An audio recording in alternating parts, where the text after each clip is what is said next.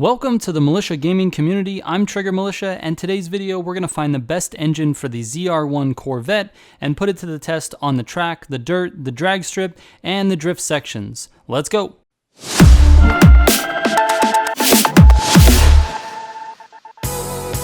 I truly am thankful for everyone who has decided to click on this video. I appreciate all the growth this channel is experiencing.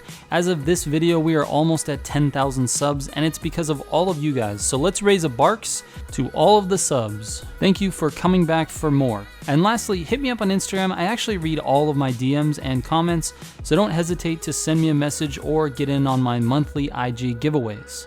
Okay, I'm sure that a lot of you are familiar with these build videos, but for the people who are not, I test each engine for the car on a couple of track courses and find the best engine. Then I build the fastest or best version of that car for track, drag, drift, and dirt, and share the results. I also compare the race times with the rest of the cars that I've tested and see how the car stacks up in the grand scheme of things. I've got a top 20 for each race I test on in hopes of finding the absolute fastest cars in the game for each genre of racing. There are 7 engines for this ZR1 Corvette, the cheapest one being $219,000. This was an expensive testing period for me, but nonetheless, I found the engine I believe to be the fastest for the car. As always, I tested these engines on Arian and Aardvark. While finding the fastest engine, I did not change anything between the tests. Consistency and accuracy are very high on my priority list, so I controlled all the variables I could. On Arian, the fastest time was put down by the 3.8 liter V8 hybrid motor. It was 1.3 seconds ahead of the 7.0 liter V12 and had the fastest 0 to 60 time at 2.07 seconds. It also offers the fastest quarter mile time for the track builds without optimizing for the drag racing yet. On Aardvark, the same 3.8 liter V8 hybrid engine was nearly 4 seconds in front of the other engines with a time of 4:43. Neither of these times was good enough to make my top 20 for these courses, which is honestly really disappointing. I really wanted this car to be fast, and going into the testing I had high expectations. I don't know if it was my patriotism or what, but I felt the American race car should be up there with the fastest cars in the game. After finding the fastest engine, I started optimizing for the track. I started by testing each of the boost options on Arian and found that dual turbo was definitely faster. I thought that with this car being a quote-unquote muscle car, maybe the superchargers would run faster, but again, the dual turbo was the best for this engine and course. Tire options for track racing are really limited to the race tires and the track tires, so after finding out that the dual turbo was the best boost option, I swapped to the race tires and was surprised to find that they ran faster on Arian than the track tires. The difference in time was about 1.5 seconds, which is substantial. For most cars, I use the track tires, but only because I hadn't tested the race tires and I was used to the way they handled. For this car, I decided to give them a try and was pleasantly surprised. So here's my fastest track build. The 3.8 liter V8 hybrid engine with the Ultimate Plus Everything, Ultimate Dual Turbo, and 5x3 pound NOS option. For the chassis, I went with the Super Track suspension, Elite brakes, and Elite race tires. And then on the drivetrain, the Elite Plus clutch, Elite 7-speed gearbox, and Super Track differential. Alright, now that I've found the fastest engine and track setup, let's see how fast this car can go in a quarter mile. The current track build posts a quarter mile time of 8.93, which isn't really that fast at all. I was able to improve that time to 8.83 by swapping to drag tires. Then by dropping the downforce to low, I knocked off an additional 0.03 of a second. Now I can play around with the gearboxes and find the best one for the quarter mile. Turns out there isn't a difference between the 7-speed and the 6-speed gearboxes, so I moved on to the boost options and found again that the dual turbo was the best option. So here's what the fastest drag build looks like.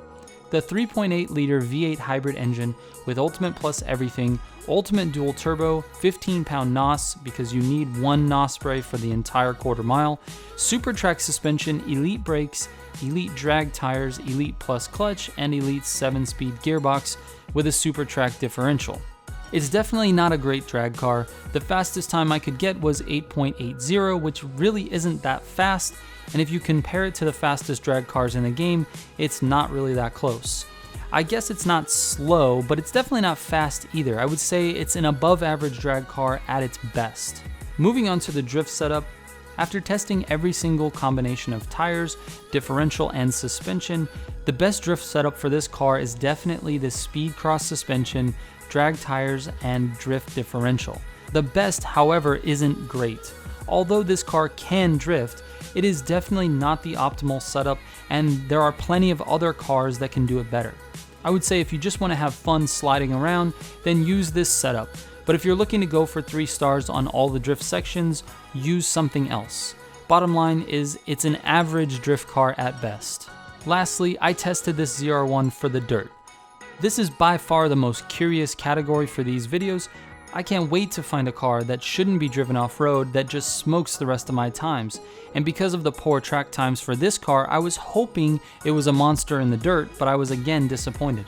The build I found to be the fastest was the hybrid engine, Ultimate Plus everything, dual turbo, 5x3 pound NOS, super rally suspension, elite brakes, elite off-road tires, elite plus clutch, elite 7-speed gearbox, and super rally differential. I tested the car on both HTV2 and Rumble, and it has the slowest combined times for those races out of the cars that I've tested so far. It's a pretty poor off-road car compared to the Honda Civic and Volkswagen Beetle.